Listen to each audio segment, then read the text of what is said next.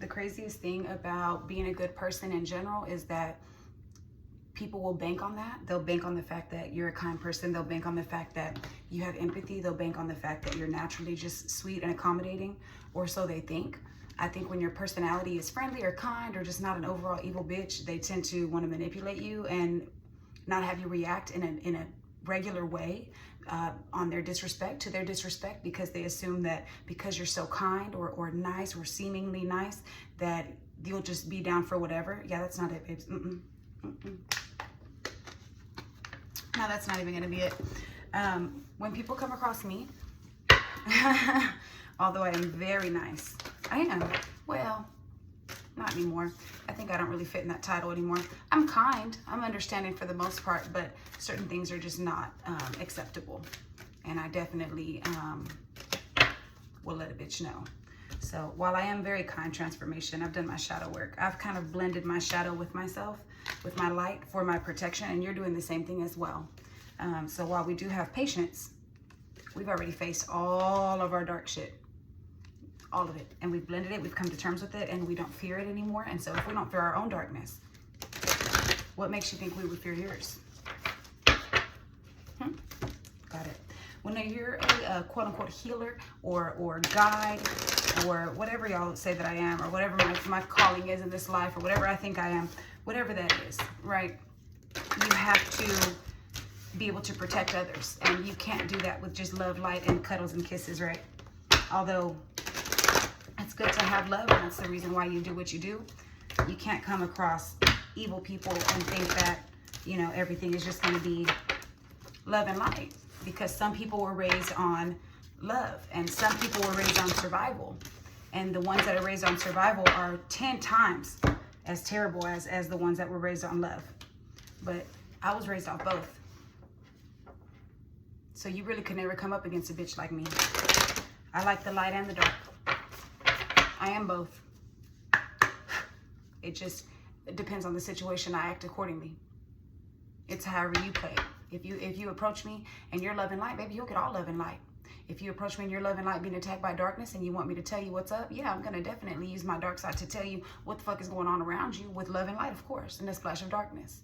But if you come up against me thinking that I'm a dumbass bitch, and you think for 1 second you're gonna get over on me and play in my fucking face like everything is good, no, babe, it's gonna be great. It'll be great, trust me. Promise. Promise. Higher power. Past. You've been doing this for quite some time now. You have a higher calling.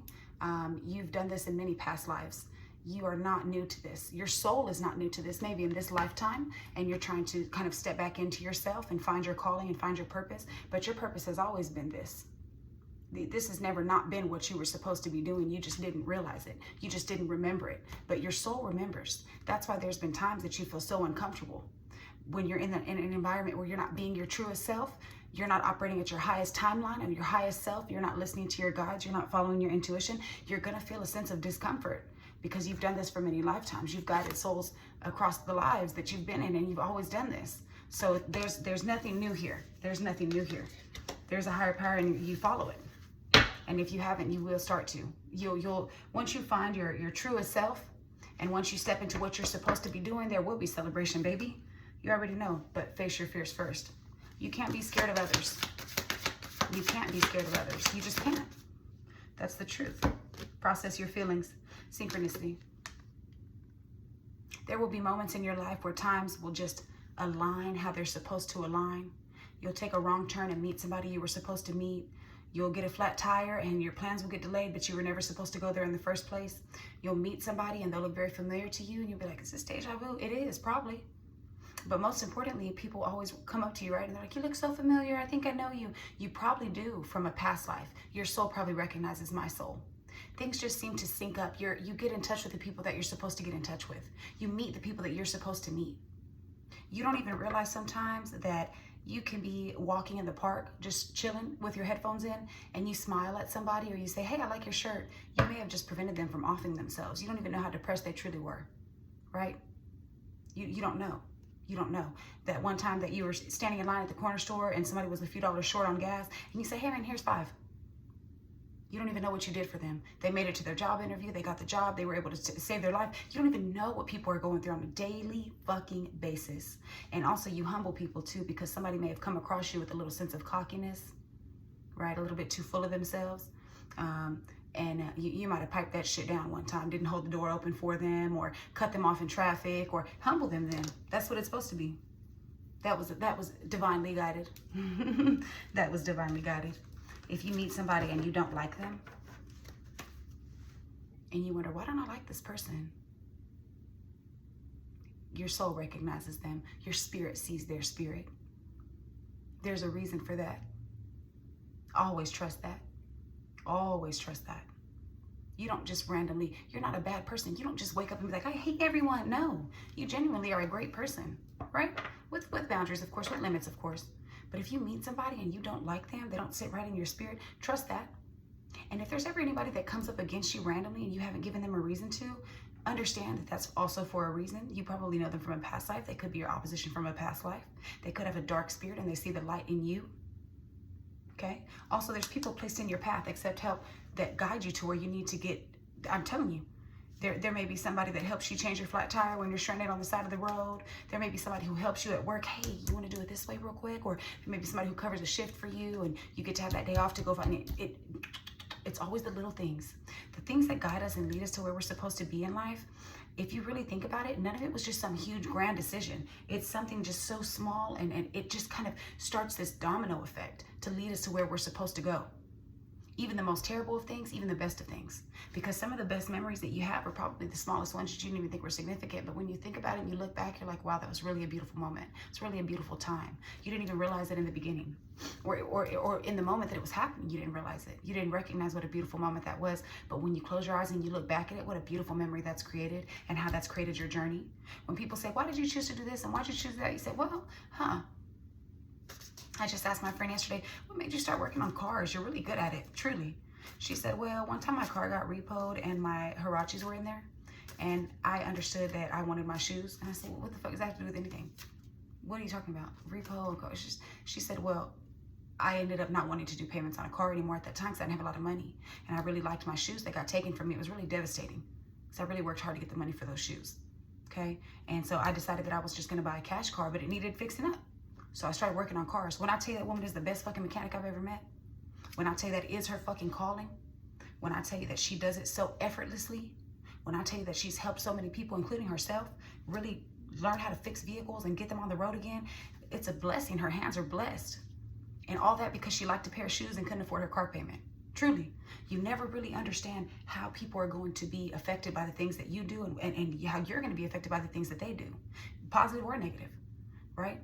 So understand that everything that you're going through is for a reason. Everything that you're going through is for a reason. Even that shitty relationship that you're in, that fake ass friend that stares at you with envy and you're like, damn, why is she being so terrible to me? This can't be for a reason. No, it's for a reason because you're going to learn to never come up against somebody like that again. You're going to recognize that energy and it's going to move you ahead in life. I had to go through that. When I was like, why is this happening to me? Because now I can tell people what's up and I can walk them through what that's going to look like. I don't need cards to tell them what a narcissist is. I don't need cards to tell them that they're dating a fucking warlock or a witch-ass bitch or an energy vampire. I don't need cards to tell them because it's very textbook shit. I recognize it immediately. Immediately. I have pattern recognition. I've been doing this for a while now. Okay? I can tell you when you're an empath. I can tell you when your father was a covert narcissist that you didn't even realize that. And that's why you date covert narcissists and you don't even know what a covert narcissist is. You're just always thinking, is he cruel or stupid? That's a covert narcissist. That's why. Well, he's trying, but no, he's not. He's trying to piss you the fuck off so he can be your downfall. That's exactly what it is. So just understand that every little thing that happens in your life is for a reason. Every little thing is for a reason. Everything, okay? Always listen to yourself and pay attention. Pay attention. Trust those little gut feelings. Cleansing in a neutral state. You may have some cleansing that you need to do. If you ever feel like you need to cleanse and you think, nah, I don't want to, you should immediately. That's that negative energy saying, don't cleanse us. They want you to think you don't need it. Do it anyways. Enchanted. You do have a magical presence about you, but also people have put you in energies at points in your life.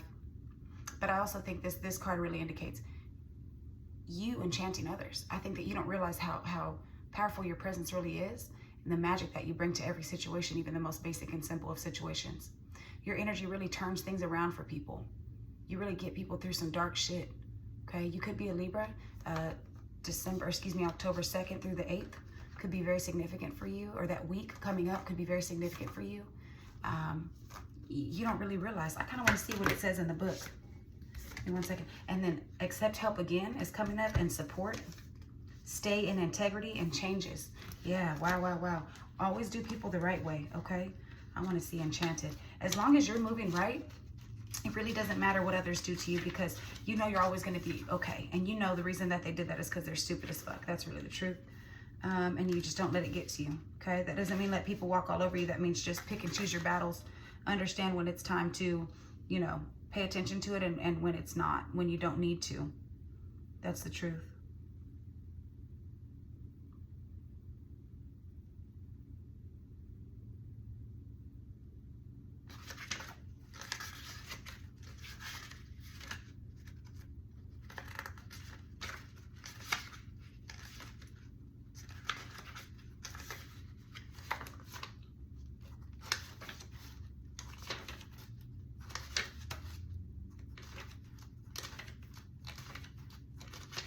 So weird that every other card is in that table of contents, but not enchanted. I feel enchanted by this, darling. But you know me, baby. I'm going to go through all the fucking cards, every single page, until I get the one I want. Enchanted. Thank you, Spirit. There's something magical and enchanted about the moonlight. Whatever it touches turns a beautiful silver. Something is doing this in your life now, or it's about to. Life is all about cycles, as is astrology and moonology. Right now, you're about to move into a more enchanted time or cycle in your life, if you believe. Whatever you're wishing for can come true, because you're starting to believe again. Perhaps a rough time. This card reminds you to focus on the good while you process the difficult. If you can't yet feel the magic in your life, take support from a daily practice of just breathing it out.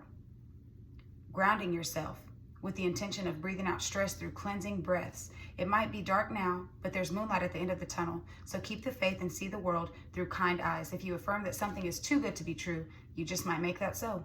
Instead, believe that life can be magical for you, and it can be, and it will be. Smile more, trust the process, get in touch with your inner child, believe it and achieve it, and expect good things. We're taught to fear the dark, but the moonlight teaches us that there is less to fear and more to be grateful for. No darkness, no moonlight. That's when you really find your light, is in the dark. That's how you realize, because you're surrounded by darkness. And that's how you realize that you even have a light in you, because the dark always comes for you, like moths to a flame, baby. You might have not even realized how amazing you really were until people started trying to come for you. Abundance, look at that abundance. Strength. You didn't realize, did you, how amazing you really were? Because you thought you were regular. You thought there were other people out there that were more important than you, more special than you, or you never really even thought about it. You just thought, oh, I'm just basic. Yeah, until you realized that groups of people were coming for you, and then you said, oh, then maybe there's something to this. Maybe I should look at this and see what's going on here. Why is everybody coming for me? Okay, do nothing. I love do nothing. It says do nothing and go for it at the same time. Look, that's fucking hilarious. What is do nothing? I love that. Void moon. That is hilarious. She's just like sitting in the road chilling. Just chilling. Do nothing. Pick and choose your battles, man. I'm telling you. Look at do nothing. As a very powerful being, you know that you're creating your reality with your thoughts and actions every day. Even so, drawing this card suggests that you need to do nothing for now. This is a time to tread water, so to speak, so allow at least 24 hours to pass before you take any further action. This is not the time to set intentions or make wishes or try to influence anyone. Now is the time to just be. There is a good chance that whatever you're worried about is not even going to manifest. It's said that whatever begins under the void of this moon bears no fruit. So drawing this card suggests any anxiety you have is unwarranted and will only cause you more issues. However, if you're really hoping for something to happen, there's also a good chance that it's going to, or that it's not going to, at least not yet. You just need to be patient. This isn't a negative card per se, but it does suggest that no change is coming as of yet. Worrying achieves nothing. There's nothing to worry about. The time for action has passed. Allow events to unfold in their own time. Nothing will come of this situation. Depending on whether or not you use traditional or modern definition of this void moon, it takes place every couple of days or a couple times a year. Either way, it's just a time to do nothing as much as you possibly can. I think you've learned. I think that's a good thing to say. In general, just let go and let God. I think one of the hardest times of my life was when I was really trying to stay afloat, and I realized I was running around like a chicken with my head cut off. I was on a damn hamster wheel spinning in circles, and I realized that after a year of doing that, literally running myself to the ground, that if I would have sat still and did nothing, I would have achieved the same results. I mean, I was fighting it, but it was meant to fall down. It was meant to fall down. I was resisting the tower. I thought I could save it. That's the truth. That's the truth. I thought I could save it. You can't. When the universe is meant to just crash and crumble, you just let it do it. Let go and let God, baby. Jesus, take the wheel. Look, psychic services, find an oracle. That's me. That's me. Yeah, sometimes there's seasons of like needing to really hustle and work and grind and really like be in your bag and focus and do all this other shit. And then there's times where you just need to chill and just reap the benefits of what you've done, or see the consequences of what you've done, or just let life play out sometimes. Because at the end of the day, we really have no control over anything. It's all in divine time, and it's going to happen how it's supposed to happen.